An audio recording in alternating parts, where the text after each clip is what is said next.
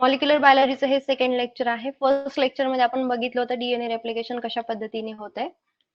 नाव DNA replication जेव्हा कधी होते तर त्यामध्ये काही एन्झाइम्स इन्व्हॉल्ड असणार आहेत. तर डीएनए रेप्लिकेशन होत असताना कुठले एन्झाइम्स इन्व्हॉल्ड असणार आहे, so that we have to study in this session. Proteins किंवा एन्झाइम्स जे काही इन्व्हॉल्ड होत असणार आहे. ठीक आहे. सर्वात अगोदर तुम्हाला इथे एक डायग्राम मध्ये एक सिक्वेन्स दिसते. ही सिक्वेन्स काय आहे, तर ही सिक्वेन्स आहे ओरिसी सिक्वेन्स. ओरिसी सिक्वेन्स म्हणजेच काय, की इथे जर मी म्हटलं की आपल्याला प्रोटीन्स किंवा एन्झाइम्स कोणते लागणार आहे रेप्लिकेशन साठी, तर ते लागणार आहे सगळ्यात अगोदर इनिशिएशन प्रोटीन. बरोबर, इनिशिएशन प्रोटीन लागणार आहे. मग आता हे इनिशिएशन प्रोटीन्स जे आहेत ऑब्विसली प्रोकॅरियोटिक मध्ये वेगळे असणार आहे, युकॅरियोटिक मध्ये वेगळे असणार आहे. प्रोकॅरियोटिक मध्ये बघितलं तर इनिशिएटर प्रोटीन जो आहे तो आहे डीएनए ए, आणि युकॅरियोट्स मध्ये इनिशिएटर प्रोटीन जो आहे तो आहे ORC126. ठीक आहे. मग इनिशिएटर प्रोटीन जे आहे ते पर्टिक्युलर साइटला जाऊन बाइंड होतील. त्या साइटला आपण काय म्हणतो, त्या साइटला आपण म्हणतो इनिशिएशन साइट. इनिशिएशन म्हणजे सुरुवात करणारी, इनिशिएशन साइट. ठीक आहे. आता ह्या इनिशिएशन साइट पण दोन टाइपच्या आहेत. दोन टाइपच्या म्हणजे ऑब्विसली प्रोकॅरियोटिक मध्ये इनिशिएशन साइट वेगळी असणार आहे, युकॅरियोटिक मध्ये इनिशिएशन साइट वेगळी असणार आहे. मग ह्या इनिशिएशन साइट वरती तर इनिशिएशन प्रोटीन जाऊन बाइंड होतील. मग प्रोकॅरियोटिक मध्ये जी काही इनिशिएशन साइट आहे ज्याला आपण म्हणतो ओरी सी साइट, आणि युकॅरियोटिक मध्ये जे काही इनिशिएशन साइट असेल ज्याला आपण म्हणतो दॅट इज द ARS. आणि हे पर्टिक्युलरली आपण कन्सिडर करतोय ईस्ट मध्ये. ठीक आहे.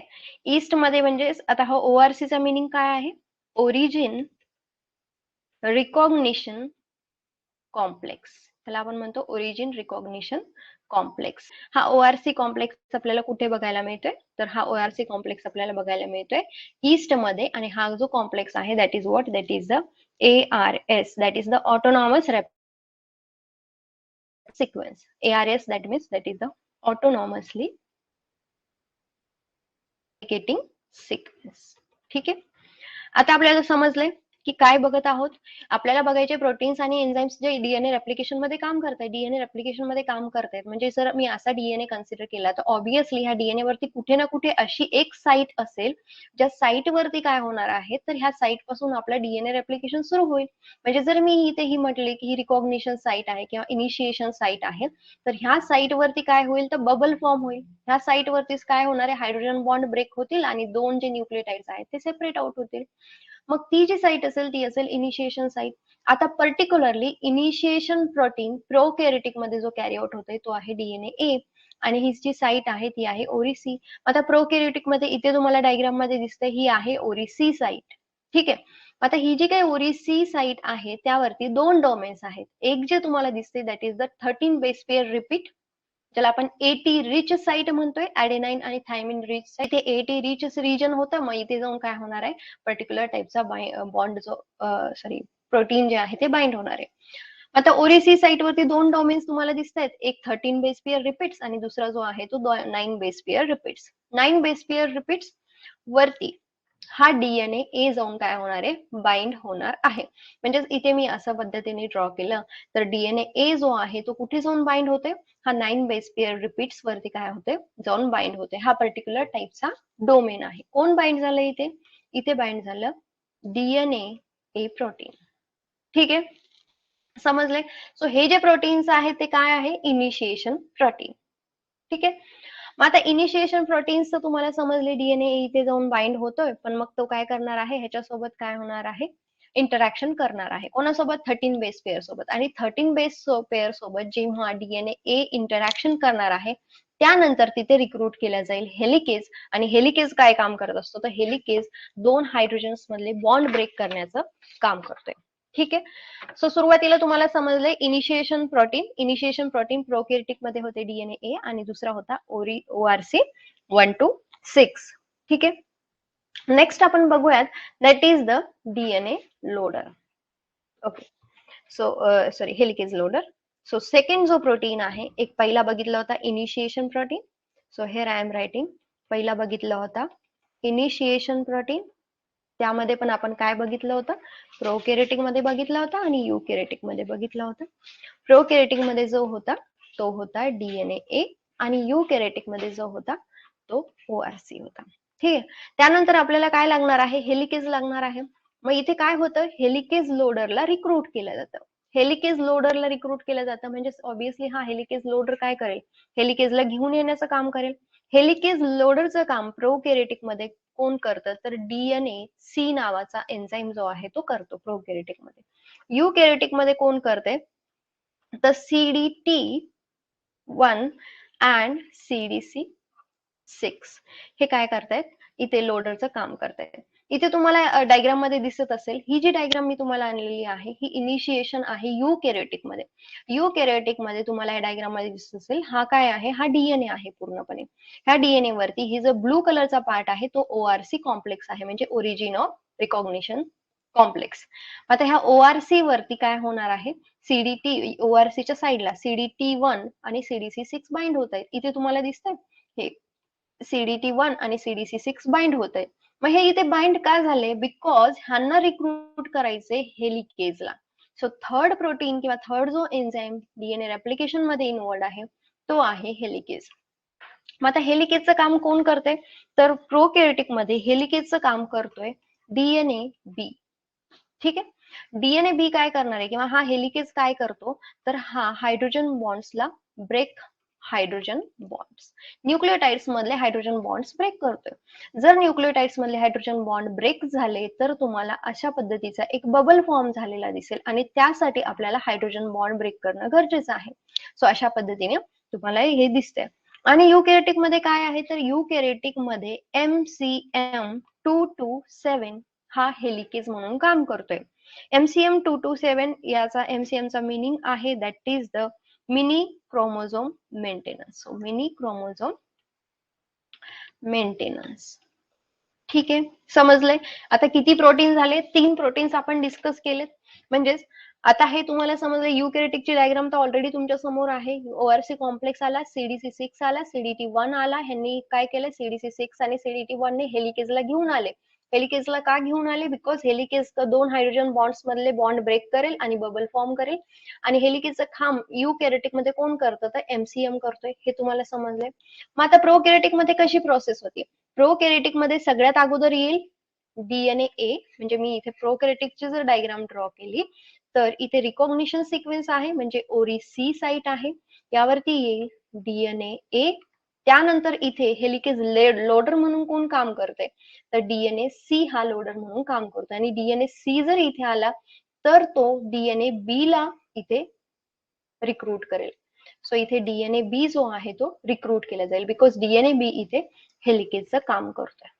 ठीक आहे. सायमल्टेनियसली आपण एन्झाईम स्टडी करतोय. ओके. नाव आता हे सगळं झालं हेलिकेज बद्दल. आता हेलिकेज झालंय, पण आता आपल्याला प्रायमर्स लागणार आहे.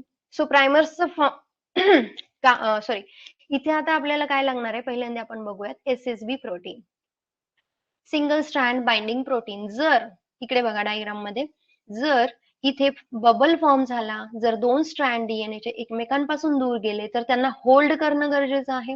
मग हे होल्ड कोण करते, तर हे होल्ड करण्यासाठी इथे SSB प्रोटीन्स असणारे, ज्याला आपण सिंगल स्ट्रँड बाइंडिंग प्रोटीन म्हणतो. सो अशा पद्धतीने हे काय करतात, होल्ड करून ठेवतात. मग युकॅरियोटिक मध्ये कोण काम करते SSBचं, तर रेप्लिकेशन प्रोटीन ए जो आहे तो काम करतोय. आणि प्रोकॅरियोटिक मध्ये कोण काम करतंय, तर SSB इथे काम करणार आहे. ठीक आहे, हे समजलंय. त्यानंतर आता इथे काय आहे, दॅट इज द 5th नंबरचा जो एन्झाईम आहे दॅट इज द पॉलिमरेज. मग पॉलिमरेजेसचं कोण काम करणार आहे, सो पॉलिमरेजेस जे आहेत युकॅरियोटिक मध्ये डिफरंट असणार आहे आणि प्रोकॅरियोटिक मध्ये, because we are considering the DNA replication, म्हणजे डीएनए पॉलिमरेजेस आपल्याला बघायचे आहेत. प्रोकॅरियोटिक मध्ये डीएनए पॉलिमरेज जे आहेत ते 3 टाईपचे आहेत. मग कोणते कोणते 3 टाईपचे आहे, पॉलिमरेज 1, देन पॉलिमरेज 2 आणि देन पॉलिमरेज 3. मग युकॅरियोटिक मध्ये पॉलिमरेजेस कोणते कोणते आहेत, युकॅरियोटिक मध्ये जे काही पॉलिमरेज असणार आहेत that is the DNA polymerase alpha, then delta, then there is the epsilon. So अशा पद्धतीचे हे पॉलिमरेज असणार आहे युकॅरियोटिक मध्ये. डीएनए पॉलिमरेजेस प्रोकॅरियोटिक मध्ये हे 1 2 3 तर असणार आहे. Apart from that they also have the certain other polymerases, that is the DNA polymerases 4 and also they are having the DNA polymerase 5. असे पण काय असणार आहे इथे पॉलिमरेजेस असणार आहे. समजलंय? डीएनए प्रोटीन मध्ये सुरुवातीला आपण इनिशिएशन केलंय, हेलिकेज लोडरला लोड झालाय, त्यानंतर हेलिकेज जो आहे तो आलाय, हेलिकेजने काय केलंय बॉन्ड्स ब्रेक केले, ब्रेक केल्याच्या नंतर तिथे एक बबल तयार झालाय आणि ते जे दोन स्ट्रँड एकमेकांपासून दूर झाले होते त्यांना होल्ड करून ठेवण्याचं काम केले एसएसबी ने. एसएसबी प्रोकॅरियोटिक मध्ये हा सिंगल स्ट्रँड बाइंडिंग प्रोटीन आहे. युकॅरियोटिक मध्ये तो काम करतोय आरपीए. त्यानंतर आपल्याला लागणार आहे डीएनए पॉलिमरेज. डीएनए पॉलिमरेजचं फंक्शन प्रोकॅरियोटिक मध्ये डीएनए पॉलिमरेज जे आहे ते वेगवेगळ्या पद्धतीचे आहे, पण ह्याच्यात प्रोसेसिव्ह डीएनए पॉलिमरेज जर बघितलं तर प्रोसेसिव्ह डीएनए पॉलिमरेज जो आहे तो 1 आणि 3 आहे प्रोकॅरियोटिक मध्ये. अँड देन युकॅरियोटिक मध्ये डीएनए पॉलिमरेज आहे अल्फा डेल्टा एप्सिलॉन. हे जे आहेत डीएनए पॉलिमरेज युकॅरियोटिक मध्ये बघायला मिळतील. ठीक आहे. जसं मी तुम्हाला सांगितलं होतं हेलिकेज आणि हेलिकेज लोडर बद्दल, तर हेलिकेज लोडर आताच आपण डिस्कस करून झाले. So moving toward the next slide. This is the polarity of helicase. आता ह्या डायग्राम मध्ये तुम्हाला व्यवस्थितपणे दिसेल बघा. ह्या डायग्राम मध्ये काय झालंय, दोन स्टँड एकमेकांपासून बाजूला झालेले आहे, पण त्यांना होल्ड करून ठेवण्याचं काम कोणी केले, दॅट इज द हेलिकेज. आता पोलॅरिटी ऑफ हेलिकेज, हेलिकेज कशा पद्धतीने काम करतोय. हेलिकेजची जी काही पोलॅरिटी असणार आहे that is 5' to 3' direction. So that is the 5' to 3' direction मध्ये हेलिकेजची पोलॅरिटी असणार आहे.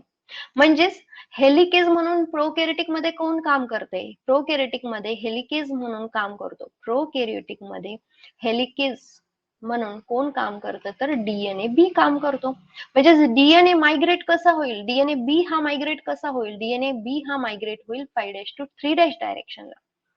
And if you are considering the eukaryotic मध्ये हेलिकेज म्हणून कोणी काम केलं, MCM227 ने काम केलेलं आहे. मग MCM227 किंवा SV40, MCM227 और SV40T अँटीजेन्स जे आहेत ह्यांचं डायरेक्शन जे असणार आहे ते 3' to 5' असणार आहे. सो रिमेंबर दिस. ठीक आहे. आता हे जे आहेत हे डायरेक्शन जे आहेत हे डायरेक्शन ठरवतात ते टेम्पलेट वरती. सो हे जे डायरेक्शन असणार आहे they uses leading strand template for the movement. Leading स्ट्रँडचं टेम्पलेट यूज करणार आहे मुवमेंट साठी. So here is a leading, they uses the leading strand for movement. Leading strand template for movement. ठीक आहे. So this is the diagram. ह्या diagram मध्ये तुम्हाला दिसत आहे, डायग्राम मध्ये सुरुवातीला आपण बघितलं होतं इनिशिएशन साइट. इनिशिएशन साइट नंतर तुम्हाला दिसलं इथे हेलिकेज लोडर, हेलिकेज आलेला आहे, हेलिकेज सोबत एसएसबी आलेले, एसएसबी ने त्याला होल्ड करून ठेवलेला आहे. आता डीएनए रेप्लिकेशन स्टार्ट होणार आहे, पण डीएनए रेप्लिकेशन स्टार्ट करण्यासाठी हे दोन स्ट्रँड वेगवेगळे दिसतात. आपल्याला माहिती आहे डीएनए रेप्लिकेशन मध्ये एक जो स्ट्रँड असतो तो लॅगिंग असतो, दुसरा जो असतो तो लीडिंग असतो. लीडिंग स्ट्रँड का असतो, बिकॉज दे आर अवेलेबल, त्यांना 3' OH ग्रुप अवेलेबल असल्यामुळे इथे लीडिंग स्ट्रँड काम करतो. पण लॅगिंग स्ट्रँड वरती फ्री 3' OH ग्रुप नाहीये आणि त्यामुळे काय होणार आहे, हा स्ट्रँड साठी आपल्याला लागणार आहे काही प्रायमर्स. मग हे जे काही प्रायमर्स आपल्याला लागणार आहे दॅट प्रायमर्स हे जे प्रायमर्स आहेत ते सिंथेसाइज करणार आहेत छोट्या छोट्या पॅचेस मध्ये, आणि हे जे काही पॅचेस इथे तयार होणार आहेत त्यांना आपण म्हणतो दॅट इज द ओकाझाकी फ्रॅगमेंट. ठीक आहे. ओके.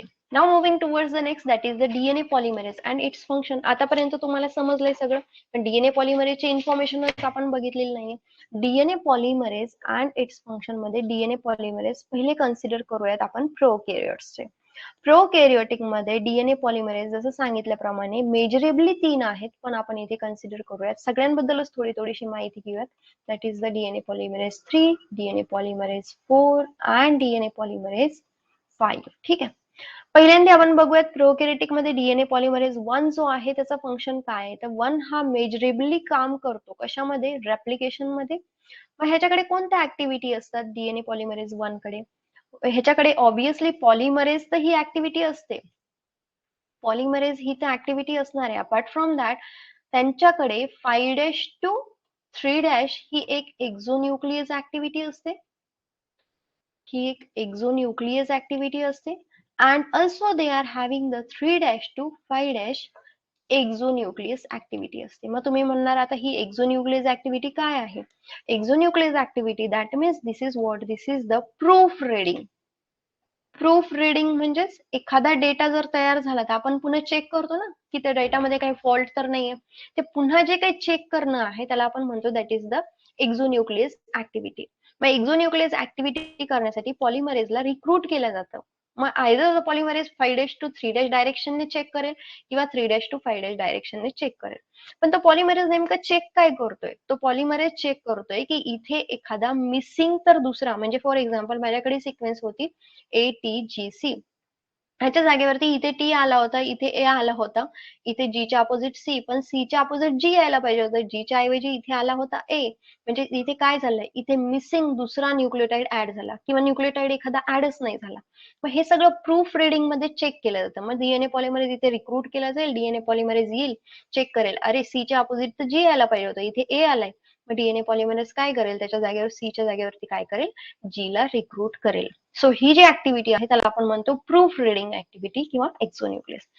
देन प्रोकॅरियोटिक मध्ये दुसरा जो पॉलिमरेज आहे तो पर्टिक्युलरली म्हणजे मेजर फंक्शन त्यांचं कशामध्ये असतं तर रिपेअर सिस्टीम मध्ये. रिपेअर सिस्टीम म्हणजे कोणती, की जर म्युटेशन झालं तर म्युटेशन पासून पुन्हा आपण योग्य त्या ठिकाणी येणं म्हणजेच रिपेअर सिस्टीम. मग आता ऑब्विसली सेकंड जो आहे त्याच्याकडे पण पॉलिमरेज ऍक्टिव्हिटी आहे. अँड सी डीएनए पॉलिमरेज 2 जो आहे ना त्याच्याकडे पण exonuclease activity that is the 3' to 5' direction मध्ये, ह्या डायरेक्शन मध्ये एक्झोन्यूक्लियस ऍक्टिव्हिटी आहे. कोणाकडे, 2 कडे. Then we are considering the polymerase 3. Polymerase 3 जो आहे तो मेजर प्रोसेसिव्ह एन्झाईम आहे. पॉलिमरेज 3 जो आहे ना तो ऍट अ टाइम खूप कमी वेळेमध्ये जास्तीत जास्त न्यूक्लियोटाइड्स ऍड करू शकतो. त्यामुळे हा जो आहे तो प्रोसेसिव्ह किंवा एफिशियंटली प्रोसेसिव्ह एन्झाईम असं म्हटलं जातं. म्हणजेच ह्याला असं म्हणू शकतो ह्याच्याकडे पण पॉलिमरेजची ऍक्टिव्हिटी आहे, but they are having the exonuclease जी आहे ती 3' to 5' एक्झोन्यूक्लियस ऍक्टिव्हिटी आहे. ठीक आहे, ही एक्झोन्यूक्लियस ऍक्टिव्हिटी आहे. मग तुम्ही म्हणणार हे सगळ्यांकडेच तर एक्झोन्यूक्लियस आहे, फक्त डिफरन्स एवढा आहे की पॉलिमरेज 1 कडे एक स्पेशल ॲबिलिटी आहे की त्यांच्याकडे एक्झोन्यूक्लियस दोन्ही डायरेक्शनने आहे, 5' to 3' and 3' to 5'. So remember दिस. बाकी सगळ्यांकडे प्रूफ रिडिंग ऍक्टिव्हिटी आहे, पण सगळ्यांची प्रूफ रिडिंग ऍक्टिव्हिटी जर तुम्ही बघितली तर सगळ्यांची प्रूफ रिडिंग ऍक्टिव्हिटी आहे ती एक्झोन्यूक्लियसच्या डायग्रामला, सॉरी एक्झोन्यूक्लियसच्या डायरेक्शनला. ठीक आहे. मग आता डीएनए पॉलिमरेज जे आहेत ते 1 बद्दल थोडीशी माहिती घेऊयात की 1 जो आहे त्याच्याकडे एक सब युनिट असतो आणि हा जो आहे तो क्लीव्ह होतो. क्लीव्ह झाल्याच्या नंतर त्याचा जो काही लार्जर पार्ट आहे त्याला आपण म्हणतो that is the Klenow fragment. म्हणजे जर क्वेश्चन विचारला की डीएनए पॉलिमरेज 1 ला आणखी काय म्हणतात, so that is the Klenow fragment असं म्हणतो डीएनए पॉलिमरेज 1 ला. ठीक आहे. आणि हा जो आहे तो फर्स्ट पॉलिमरेज एन्झाईम आयडेंटिफाय झालेला आहे, that's why that is the polymerase 1. पहिल्यांदा हा आयडेंटिफाय झालेला आहे, त्याला क्लिनो फ्रॅगमेंट आणि त्याला दुसरं नाव असं म्हणू शकतो that is the Kornberg enzyme. So that is also the Kornberg enzyme असंही त्याला म्हटलं जातं. ठीक आहे. आता तुम्हाला पॉलिमरेज ऍक्टिव्हिटी वगैरे तर समजली आहे त्याची. मग आणखी काय काम करतो ह्याच्या व्यतिरिक्त डीएनए पॉलिमरेज 1 जो आहे ना तर प्रायमर्स जे काही यूज केले होते आपण डीएनए रेप्लिकेशनच्या टाइमला त्याला रिमूव्ह आउट करण्याचं काम जे आहे ते डीएनए पॉलिमरेज 1 करतं. ठीक आहे. डीएनए पॉलिमरेज 1, 2, 3 चं तर तुम्हाला समजली ऍक्टिव्हिटी. आता थोडक्यामध्ये डीएनए पॉलिमरेजची जशी मी इन्फॉर्मेशन सांगितली होती की 4 आणि 5 ला पण आपण थोडंसं स्टडी करूया. सो इथे डीएनए पॉलिमरेज 4 आहे. डीएनए पॉलिमरेज 4 जो आहे तो नेमकं काम कुठे करतो, सो डीएनए पॉलिमरेज 4 जो आहे तो रिपेअर सिस्टीम मध्ये काम करतो. सो डीएनए पॉलिमरेज 2 असेल, 4 असेल किंवा 5 असेल, हे काय करतायत, रिपेअर सिस्टीम मध्ये काम करतायत. ठीक आहे. And also they have the exonuclease activity, ह्यांच्याकडे एक्झोन्यूक्लियस ऍक्टिव्हिटी आहे. This is all about the DNA polymerase 4 and then there is the DINB gene आहे त्यांच्याकडे, DINB जीन आहे. हे पुन्हा रिपेअर मध्ये काम करतात. मग सांगते मी तुम्हाला जेव्हा रिपेअर बघणार आहोत तेव्हा DINB चं काम सांगते. आणि त्यानंतर डीएनए पॉलिमरेज 5 आहे. डीएनए पॉलिमरेज 5 चं काय फंक्शन आहे, तर डीएनए पॉलिमरेज 5 जो आहे तो UMUC आणि UMUCD जीन जे आहेत तिथे काम करतोय. म्हणजे again they are working in the repair system. हे काय आहेत, रिपेअर सिस्टीम मध्ये काम करणार. म्हणजे दोघांबद्दल थोडक्यात सांगायचं झालं तर हे दोन्हीही 4 आणि 5 हे दोन्हीही एरर प्रोन डीएनए पॉलिमरेजेस आहेत. एरर प्रोन डीएनए पॉलिमरेजेस म्हणजे काय, की ह्यांच्याकडे काय प्रूफ रिडिंग ऍक्टिव्हिटी नाहीये ह्यांच्याकडे कुठल्याही पद्धतीची, आणि प्रूफ रिडिंग नाहीये तर हे सांगू शकत नाही कुठे चुकी झालेली आहे. त्यामुळे ह्यांना काय म्हणतो, error prone. So they don't have the no proof reading activity. म्हणजेच आपण म्हणू शकतो त्यांच्याकडे कुठल्याही पद्धतीची एक्झोन्यूक्लियस ऍक्टिव्हिटी नाहीये. ठीक आहे. ह्याच्यामध्ये जे आहे ते गामा फॅमिलीचे डीएनए पॉलिमरेज आहे. So these are the gamma family DNA polymerase. ठीक आहे. पर्टिक्युलरली हे कुठे काम करतात तर ट्रान्सलिशन सिंथेसिस. ट्रान्सलिशन सिंथेसिस म्हणजे हे म्युटेशन रिपेअरचा एक पार्ट आहे, ज्याला आपण सॉस रिपेअर पण म्हणतो. इथे हे काम करतात DNA polymerase 5 and 4. So this is all about the DNA polymerase and its function. आणि हे पर्टिक्युलरली आपण कशाचं बघितलं तर प्रोकॅरियोट्स. आता इथे बघा, फॅमिली प्रोकॅरियोटिक मध्ये डीएनए पॉलिमरेज 1 बघितला, 2 बघितला, 3 बघितला, 4 आणि 5 हे बघितलं. हे दोघंही एरर प्रोन आहे, म्हणजे त्यांच्याकडे प्रूफ रिडिंग नाहीये. पण 1, 2 आणि 3 कडे प्रूफ रिडिंग ऍक्टिव्हिटी आहे. त्यामध्ये सगळ्यांकडे 3' to 5' डायरेक्शनची ऍक्टिव्हिटी आहे. पण 1 जो आहे त्याच्याकडे 5' to 3' and 3' to 5' ह्या दोन्हीही ऍक्टिव्हिटीज आहेत. ठीक आहे. 2 जो आहे तो रिपेअर मध्ये काम करतोय.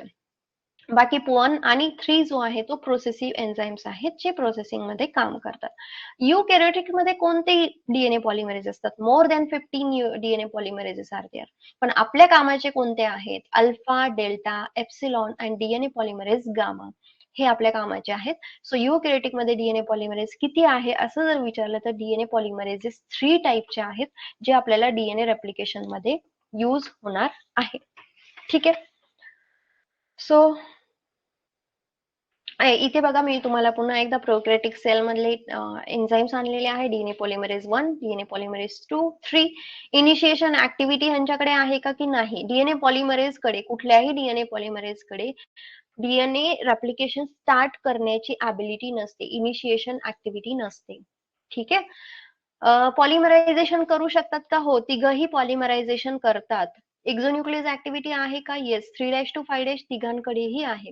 एक्झोन्यूक्लियस ऍक्टिव्हिटी डीएनए पॉलिमरेज कडे 5' to 3' आहे, आणि खाली कोणाकडेच 5' to 3' जी आहे ती ऍक्टिव्हिटी नाही. मग आता आपण वळूयात, तुम्हाला समजलं असेल डीएनए पॉलिमरेजेस प्रोकॅरियोटिक मध्ये जे आपण डिस्कस केलेले आहेत ते. ठीक आहे. त्यानंतर आहे थोडस आणखी डिटेल आपण बघूयात अबाउट द डीएनए पॉलिमरेज 1, जे मी प्रोकॅरियोटिक बद्दल सांगितलं होतं. प्रोकॅरियोटिक मध्ये डीएनए पॉलिमरेज 1 जसं की ज्याचा फ्रॅगमेंटला आपण क्लिनो फ्रॅगमेंट असं म्हणतो, आणि हा जो क्लिनो फ्रॅगमेंट आहे तो लार्जर आहे. डीएनए पॉलिमरेज जो आहे तो एक सिंगल सब युनिट पासून बनलेला आहे, सिंगल सब युनिट पासून बनलेला आहे. ठीक आहे. आणि पहिला जो काही आयडेंटिफाय एन्झाइम झालेला आहे तेव्हा त्याला डीएनए पॉलिमरेज 1 ला 1 नव्हते म्हणत, तर तेव्हा त्याला कॉर्नबर्ग एन्झाइम असं म्हणत होते. ठीक आहे. यांचं फंक्शन काय आहे तर जसं मगाशी आपण बघितलं की एक्झोन्यूक्लियस ऍक्टिव्हिटी तर आहेच, पण प्रायमर रिमूव्हल मध्ये काम करतात, and even they are involved in the nick translation. Nick translation मध्ये ते काम करतात. ठीक आहे. So that is about the DNA polymerase 1. Now what is about the DNA polymerase 3. DNA polymerase 3 जो आहे, आता 1 एका सब युनिट पासून बनलेला आहे, but DNA polymerase 3 is made up of the, त्यांच्याकडे काय आहे, कोर एन्झाइम आहे. कोर एन्झाइम जो आहे डीएनए पॉलिमरेज 3 चा, तो 3 सब युनिट पासून बनलेला आहे. पण होलो एन्झाइम म्हणजे पूर्ण जर एन्झाइम तुम्ही बघितला, होलो एन्झाइम जर बघितला तर तो 9 सब युनिट पासून बनलेला आहे. ठीक आहे. मग तुम्ही म्हणता कोर एन्झाइमचे 3 सब युनिट, मग उरलेले कोणाचे आहेत तर हे 3 सब युनिट कोर एन्झाइमचे, प्लस इथे असणारे क्लॅम्प लोडर. ठीक आहे.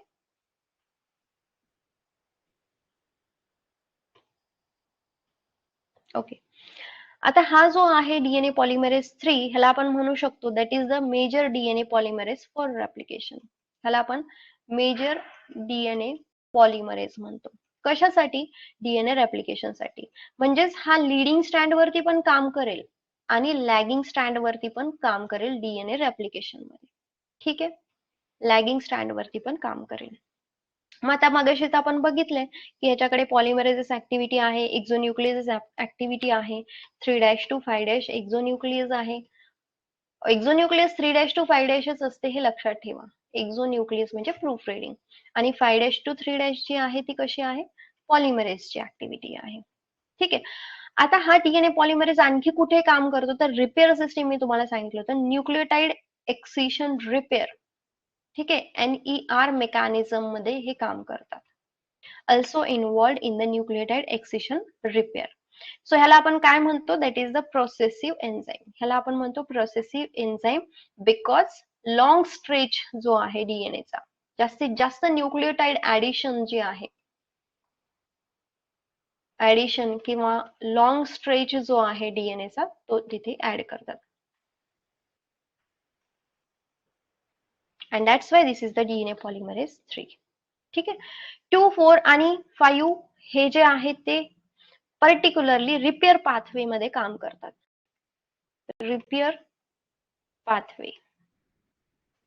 ठीक आहे. डीएनए पॉलिमरेज 2 जो आहे हा पर्टिक्युलरली 2 हा सिंगल सब युनिट पासून बनलेला आहे.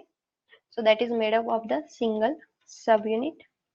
ह्याची ऍक्टिव्हिटी तुम्हाला माहिती आहे, एक्झोन्यूक्लियस पॉलिमरेज दोन्ही ऍक्टिव्हिटी माहिती आहे तुम्हाला. हा जो आहे डीएनए पॉलिमरेज 2 तो बेस एक्सिशन रिपेअर मध्ये काम करतो. ठीक आहे.